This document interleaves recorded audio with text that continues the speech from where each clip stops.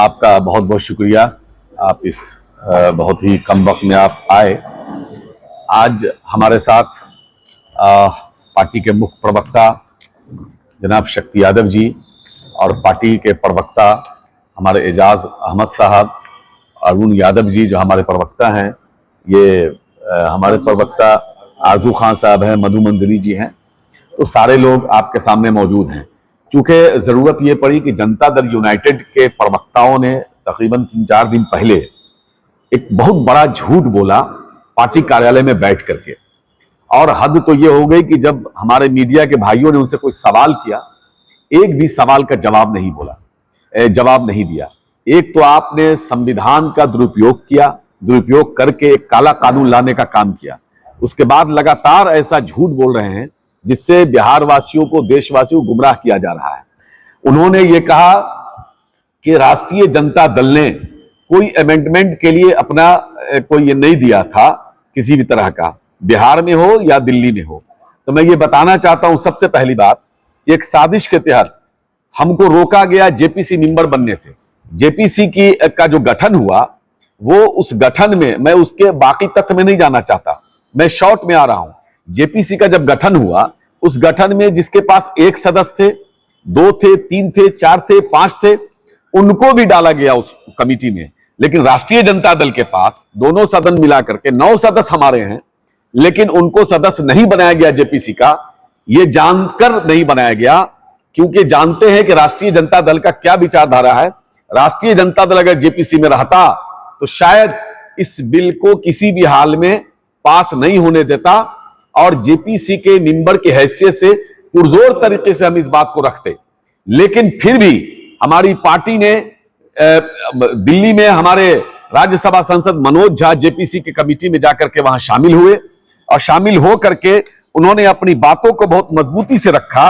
ये जिसका ये सबूत है, ये देख सकते हैं।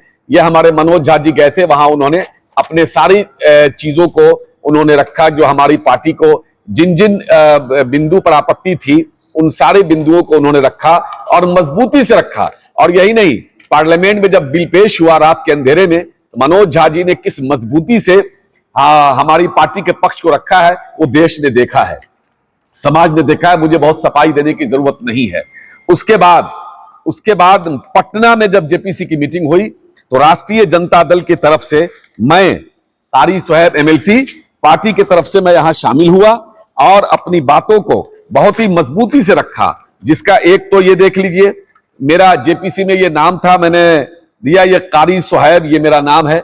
जो जेपीसी में मैंने आवेदन दिया था मेरी पार्टी ने कि हमारे तरफ से एक मेंबर जाना चाहते हैं, तो पार्टी उस जेपीसी ने बुलाया और मैं उसमें शामिल हुआ। मेरा नाम इसमें मौजूद है, आप देख सकते हैं। उसके बाद ये मैंने पूरा तकरीबन इतनी मोटी पूरी ये एक तरह से ये पूरा है जिसको मैंने जमा किया था, सारी चीजें इसमें कि किस तरह से आर्टिकल 26 का वायलेशन करके किस तरह से इस कानून को पास किया गया है, 26 का वायलेशन करके सारे चीजों को डाला गया है, किस तरह से सारी चीजों को मैंने रखा। ये देख सकते हैं आप, ये हमारी पार्टी का लेटर पैड था और इन चीजों को मैंने जेपीसी में वहां पेश किया था। सारे बिंदु यहां मौजूद है, एक एक करके आप इसको चाहेंगे तो देख सकते हैं। अब बताइए मुझे कि जिस तरह से जनता दल यूनाइटेड के लोग झूठ बोल रहे हैं, अरे झूठ भी बोल रहे हो तो कम से कम अमित शाह जी, मोदी जी की तरह बोलो, इतना हल्का झूठ क्यों बोलते हो? अब आप बताइए मुझे कि इन लोगों ने जो कहा कि मैंने ये चीज दिया और मानी गई बात, वो लेटर दिखाए जदयू कि आपने कब दिया, किसको दिया और माना गया, तो उसका जवाब आपके पास कब आया कि हमने आप इन चीजों को मान लिया है। आप देखिए कि पूरे देश के सभी विपक्षी दल और जिनकी जमीन है, स्टेक होल्डर, पूरे देश के सभी स्टेक होल्डर जो है इस बिल के पूरी तरह से खिलाफ थे, लेकिन जबरदस्ती थोपा गया। मैं जेपीसी में की मीटिंग में मौजूद था, मैंने अपनी बातों को जोरदार तरीके से रखा। यही नहीं, जेपीसी की मीटिंग में जाने से पहले हमारे नेता तेजस्वी यादव जी ने मुझे 3 बार फोन किया कि पार्टी के पक्ष को मजबूती से रखिएगा, और मैंने रखा। आप जाके पूछ सकते हैं सभी सदस्य से वहां। बल्कि उस जेपीसी की मीटिंग में जदयू का कोई नुमाइंदा, जेपीसी के जो मेंबर हैं वो भी वहां मौजूद नहीं थे, जदयू का कोई नहीं मौजूद था, जो मेंबर है वो भी भागे हुए थे। और ये लोग बात कर रहे हैं लंबी लंबी।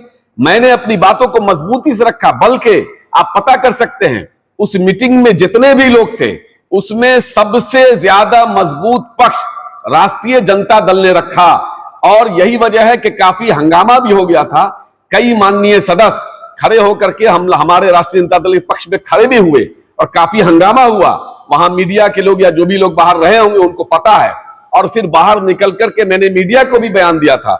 तो इस तरह से ये लोग लगातार झूठ बोल रहे हैं, इसलिए मैं आज समझा कि आपको बुला के मैं बता दूं कि राष्ट्रीय जनता दल में जेपीसी में जाकर के पूरी मजबूती से दिल्ली में मनोज झा जी ने, और राष्ट्रीय जनता दल की तरफ से बिहार में मैंने जाकर के मजबूती से सारी चीजों को रखा था। और इस बिल के खिलाफ मेरी पार्टी पहले दिन से है, थी और रहेगी। अब आ जाइए आप ये समझिए कि ये बार बार कह रहे हैं कि हमने वक्फ ये जो है जो एक आया है इनका कि वो वक्फ बाय यूजर में मान लिया गया है। कहां मान लिया गया बात, ये तो और खतरनाक बना दिया गया है। मैं आपके जानकारी के लिए बता दूं, वक्फ बाय यूजर में इन्होंने कहा कि जिस पर विवाद होगा वो कोर्ट में जाएंगे, उस पर वक्फ बाय यूजर लागू नहीं होता है।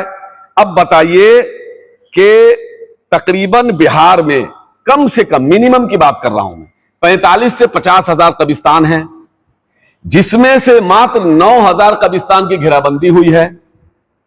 उसमें 9,000 में से भी सिर्फ 862 कब्रिस्तान ही रजिस्टर हो सके हैं। 113 साल में आपने सिर्फ 862 कब्रिस्तान रजिस्टर्ड किया है, जबकि सारे लोग, समाज के लोग, अधिकारी लोग, सब लोग इतना बड़े पैमाने पर लगे तब। अब बताइए कि ये 6 महीने में या साल भर में जो इनका कब्रिस्तान घेराबंदी हो चुका है, क्या वो रजिस्टर्ड हो जाएगा? नहीं होगा। दूसरी बात कि इनका और खतरनाक वक्फ बाय यूजर और ज्यादा खतरनाक पहले से इसलिए हो गया कि जो कब्रिस्तान रजिस्टर्ड हो चुका है, अगर उस कब्रिस्तान के किसी एक कोने में, एक हिस्से में भी अगर विवाद है तो वो मेरे हाथ से गई। इसलिए गई कि भाई मुजरिम भी हम ही और कातिल भी हम ही, मुंसिफ भी और कातिल भी दोनों, ऐसा नहीं हो सकता है। सच्चर कमेटी की रिपोर्ट में यह साफ लिखा हुआ है कि पूरे देश में वक्फ की जो जमीन है उसका सबसे ज्यादा इंक्रोच जो है वो सरकार ने किया हुआ है, गवर्नमेंट ने किया हुआ है। तो अब बताइए कि उसका फैसला जो गवर्नमेंट इंक्रोच किए हुई है, जिस पर विवाद है, जिस पर केस चल रहा है, उस इंक्रोच को कौन हटाएगा? डीएम या डीएम के ऊपर के अधिकारी निर्णय करेंगे। अब वो खुद कब्जा किए हुए हैं और वो खुद कहेंगे कि हमने गलत कब्जा किया, वो मैं छोड़ रहा हूं। इतने सालों से जो सरकार उसको नहीं छोड़ा सकी, उसका इंसाफ नहीं दे सकी, उसका फैसला नहीं दे सकी, ट्रिब्यूनल को आपने पूरी तरह से खत्म ही कर दिया है। तो ये सरासर नाइंसाफी है, ये झूठ है, ये आईवॉश किया जा रहा है कि हमने इस कानून को बदलवा दिया और ये किया और वो किया, बल्कि वक्फ बाय यूजर और ज्यादा खतरनाक हो गया है। अब ये कहते हैं बार बार कि हमने दंगा रुकवा दिया। मैं जो दंगा को आप 18 में बिहार में कुल सांप्रदायिक घटनाएं 167 थी, जो पूरे देश का 33% है। पूरे देश में जितना दंगा हुआ उसका 33% अकेला बिहार में हुआ। 2019 में 135 सांप्रदायिक घटना हुई, जो पूरे देश का 31% है। 2020 में बिहार में कुल सांप्रदायिक हिंसा घटना 117 थी, जो देश भर की सांप्रदायिक हिंसा का 14% है। 2021 में बिहार में कुल सांप्रदायिक हिंसा के मामले 51 थे, जो देश भर में सांप्रदायिक हिंसा के 13% है। 2022 में कुल सांप्रदायिक हिंसा के मामले में 60 थे, जो देश भर के जितने हुए उसमें 22% है। कहने का मतलब यह है कि देश को पूरी तरह से आग की भट्टी में झोंका जा रहा है। ये एक हिंदू मुसलमान को आपस में लड़ाने की एक बड़ी साजिश हो रही है। सब लोग समझ रहे हैं। जो भी आदमी संविधान पर थोड़ा भी भरोसा करता है वो इस बिल के खिलाफ है। ये बिल पूरी तरह से काला कानून है और इसको राष्ट्रीय जनता दल किसी भी हाल में स्वीकार नहीं करता है। पार्टी के नेता ये कह रहे थे, एक एमएलसी साहब हैं, वो कह रहे थे कि अमित शाह जी ने समझा दिया है, अरे आपको अमित शाह पर भरोसा है, लेकिन अपने उलमाओं पर, अपने संगठन पर, अपने अंतरात्मा पर आपको भरोसा नहीं है। तो इन्हीं बातों के लिए मैं मुख्य तौर पर आपको मैंने बुलाया था। और एक अहम बात, ये जो बिल आने के बाद एक साइड इफेक्ट शुरू हो गया। यूपी में तो जो हो रहा है वो आप देख ही रहे हैं। पूरे देश के वक्फ संपत्ति पर जब भी हमला होगा, इसके जिम्मेदार नीतीश कुमार जी होंगे। नीतीश कुमार जी कभी सेकुलर नहीं रहे, वो सेकुलरिज्म का चोला ओढ़े रहे, क्योंकि 2014 से पहले इस तरह का कोई बिल आया नहीं था। लेकिन जब एक विशेष समुदाय को टारगेट करने वाला बिल जब भी आया, चाहे वो 370 का मामला हो, चाहे वो 3 तलाक बिल का मामला हो जो हमारे मजहबी मामले में दखलंदाजी की गई, चाहे वो एनआरसी का मामला हो, सीएए का मामला हो, जबरदस्त तरीके से इन्होंने उसका समर्थन किया। उस बिल को पास होने में आप किस बात के सेकुलरिज्म की बात करते हैं? बिहार के लोग ये पूछना चाहते हैं कि आखिर आपने इन बिलों का समर्थन क्यों किया? और हद तो जब हो गई जब हमारे मस्जिद, मदरसे, खानकाहों पर और हमारे इदारों पर हमला करने वाला बिल आया, तो आपने उसका खुल के समर्थन ही नहीं किया, बल्कि उसकी दलील में आपने मुसलमानों को नीचा दिखाने की कोशिश की। इसलिए इसको कभी माफ नहीं करेगा। नीतीश कुमार न कभी सेकुलर थे, न हैं, न रहेंगे। नीतीश कुमार जी ने हमेशा कॉमनल एजेंडे का समर्थन किया। आपसे यह सवाल नहीं किया जा रहा है कि आपने क्या काम किया, नहीं किया। काम तो होता है, होता रहा है। और काम जो आदरणीय लालू प्रसाद यादव जी ने किया है, राबड़ी जी ने किया है, वो कोई नहीं कर सकता है। चाहे वो कब्रिस्तान की घेराबंदी का हो, आदरणीय लालू प्रसाद यादव जी ने इसको शुरुआत की थी।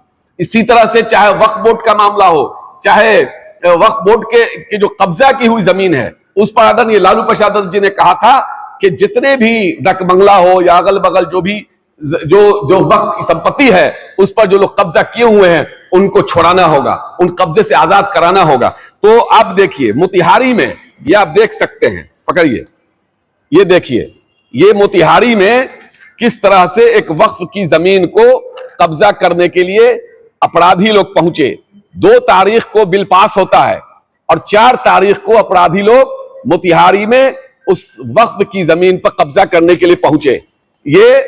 ये 4 अप्रैल को बड़ा बरियारपुर में दबंगों द्वारा वक्फ बोर्ड की जमीन को नाजायज तरीके से कब्जा करने के मंसूबे के साथ जब ये लोग उतरे, तो वक्फ कमेटी के अध्यक्ष सैयद मुबीन अहमद और नूर मोहम्मद वक्फ स्टेट के मुतवल्ली की सूझबूझ की वजह से सारे लोग वहां जमा हुए, भारी तादाद में जमा हुए और पुलिस बल आई। अफसोस की बात यह है कि सीओ और थाने आए वहां पर लोगों के कहने पर, लेकिन उन अपराधियों को यह कह के छोड़ दिया गया कि आइंदा आप ऐसा काम नहीं करेंगे। किसी मर्डरर को कहा जाएगा कि तुमको कोई सजा नहीं दे रहे हैं, आइंदा तुम मर्डर नहीं करोगे, तो वो मान जाएगा क्या? नहीं मानेगा। तो यकीन